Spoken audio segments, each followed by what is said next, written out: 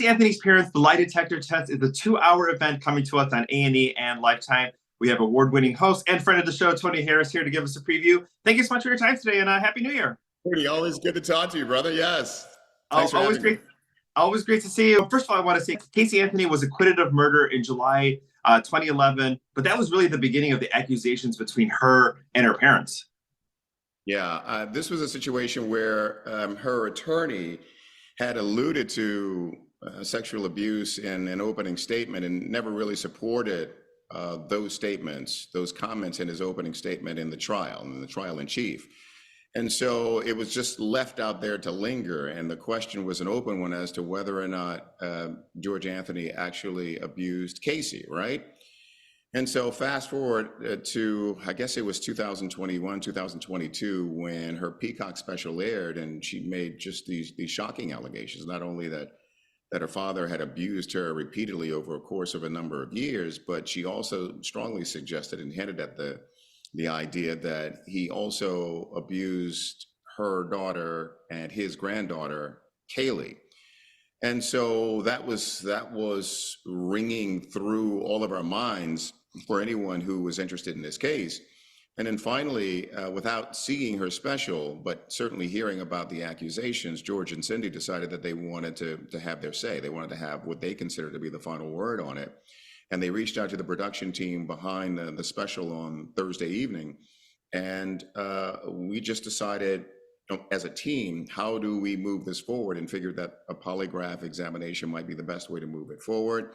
They jumped on it, they were willing, and I'll be honest with you, they may have come up with the idea of a polygraph exam to do what they could, outside of a trial in chief to get their truth as they see it on the record. And so what you'll see in this 2-hour special, I think, is pretty extraordinary. It's one of the most provocative things I've ever worked on, is that they will sit down with a seasoned, former FBI polygraph examiner, and they will answer really pointed questions. So, often in our journalism, we don't get an opportunity to really ask really super pointed questions. But George and Cindy Anthony were, in this case, willing to sit down and really sort of face the music with tough questions. And they got them from me, and they got them from our examiner. And I think what we get is greater clarity on this story. I don't think Casey will ever agree to sit down to a polygraph exam. We'd love to conduct that if she was willing to do it, but she's already been found to be, someone who's willing to lie to authorities, and that's on the record. So it's an extraordinary watch in my view. And if you were ever interested in the case and are looking for a little more clarity, I think we bring that to you in the 2 hours on Thursday evening. And something too is that, obviously knowing, me being of an age where I remember seeing, the news that Caylee was missing, and then hearing about Zanny the nanny, and then waiting 31 days, for them to call 911. And then coming to this point right now, but obviously there's going to be maybe some younger folks who maybe were not alive or weren't of the news watching age when the trial first happened are going to come to it to a different perspective, just hearing these new accusations. I think you're right about that. For me, it was I had to kind of re-educate myself on the case. I knew the broad outlines of the case, but in 2008, I was working for CNN when this happened. This was June 16th was the last time she was seen in 2008.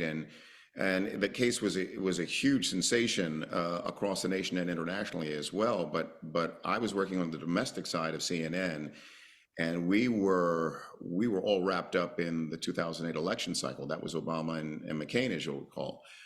So I had to really sort of re-educate myself. By the time we got to the trial in 2011, I was covering the Arab Spring in the Middle East for Al Jazeera. So for me, it was an education. So for people who are watching it who are unfamiliar with it, what they will absolutely see is a family tragedy unfolding. And the thing that I was hoping to do with the piece was to recenter Caylee, the baby, in the story. I think what we do is recenter Caylee, and everybody can understand the loss of a child. So I think even if you're coming to the story kind of new or recently or late or as of Thursday, I think you will understand the sort of family dynamics and how broken that family ended up being because of this tragedy.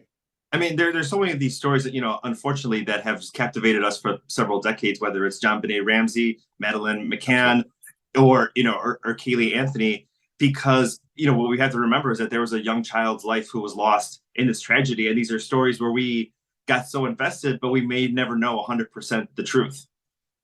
Well, I walked into that home in the Orlando area, hoping to do just that, recenter that, and put the focus back on not so much the back and forth and the accusations and the counter charges, this, that, and the other. That makes up a huge part of this. If you're going to sit down and do a kind of a polygraph exam, you're talking about the back and forth and the allegations and the charges and counter charges that are flying back and forth now. But what I really wanted to do when I walked into that house was to recenter Caylee in the story. And when you walk into the Anthony's home, what you see is kind of a memorial, right, to the family that was, and then the family that's been torn asunder, really. There were pictures everywhere of Casey and Caylee, and it's like a bit of a museum, and it's a small house. So it feels a little bit claustrophobic. And when you start to have these conversations, as you're dredging up all kinds of emotions and feelings, and it's an ever-present tragedy for George and Cindy. They lost their daughter, they lost their granddaughter, and right now they're just sort of hanging on to their marriage. And I think this was one of those last gasp attempts to bring some semblance of the family back together. And that might just be George and Cindy at this point, trying to save their marriage. I don't know that they would describe it that way, but there were moments where it felt to me that the whole marriage could fall apart as we were sitting there. And we were there for 4 days, so we had a lot of time with them.